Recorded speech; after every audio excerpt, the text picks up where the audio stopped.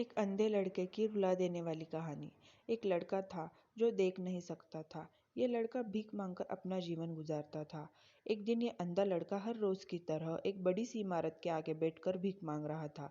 उसी समय वहां से एक प्रयास नाम का लड़का गुजरता है और इस अंधे लड़के को भीख मांगता हुआ देखता है।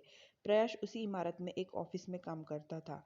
जब प्रयास ने देखा कि यह लड़का भीख मांग रहा है तो वो उसकी मदद करने के लिए उसके पास पहुंचता है।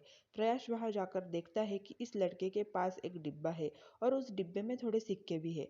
कुछ लोग आते हैं, इस लड़के को पैसे देते हैं और कुछ लोग उसे बस देखकर ही चले जाते हैं। प्रयास ने भी ये देखा कि इस लड़के के पीछे एक बोर्ड लगा हुआ था जिस पर लिखा था कि मैं एक अंधा लड़का हूँ, मेरी मदद कीजिए। ये सब देखकर प्रयास अब ये सोचने लगा कि इस दुनिया में भी बड़े कमाल के लोग हैं। जिसे मदद की ज़रूरत है उसे कोई नहीं करता। उस बोर्ड पर जो लिखा था प्रयास ने उसे मिटा दिया और उस जगह पर और कुछ लिख दिया। अब प्रयास कुछ पैसे उस डब्बे में रखता है और ऑफिस की ओर बढ़ता है। फिर प्रयास ऑफिस पहुंचता है और हर रोज की तरह अपना काम करता है। शाम को जब वो ऑफिस से अपने घर जाने के लिए निकलता है तभी उसे वो अंधा लड़का याद आता है। वो ये सोचता है कि मैं एक बार घर जाने से पहले उस लड़के को देख लूं। मेरे लिखने की वजह से उसके जीवन में कोई बदलाव आया है कि नहीं। वो अब उस अंधे लड़के के पास जाता है। पहुंचते ही वो अंधा लड़का खड़ा हो जाता है। वो कहता है कि भैया, मैंने आपको आपके आने के आहट से पहचान लिया।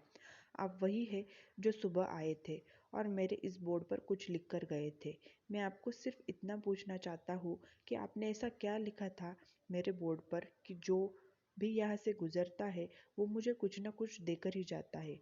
कि मैंने जो तुम्हारे बोर्ड पर लिखा हुआ था उसे मिटा दिया। तुम्हारे बोर्ड पर लिखा हुआ था कि मैं एक अंधा लड़का हूँ, मेरी मदद कीजिए। मैंने उसको मिटा दिया और ये लिख दिया कि ये पूरी दुनिया और आज का दिन बहुत खूबसूरत है, लेकिन अफसोस मैं देख नहीं सकता हूँ। हमें ये बड़ी आसानी से समझ सकते हैं कि पहले जो लिखा था और बाद में प्रयास ने जो लिखा उसमें काफ़ी अंतर था।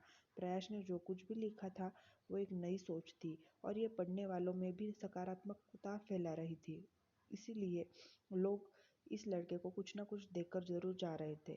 अगर हम हमारे सोचने का तरीका बदल देते हैं तो हमारी ज़िंदगी भी बदल जाती है। हमें हमेशा सकारात्मक रहना चाहिए। कहानी पसंद आई हो तो लाइक, शेयर एंड कमेंट ज़रूर कीजिए एंड चैनल को सब्सक्राइब कीजिए। धन्यवाद। आपका दिन शुभ हो।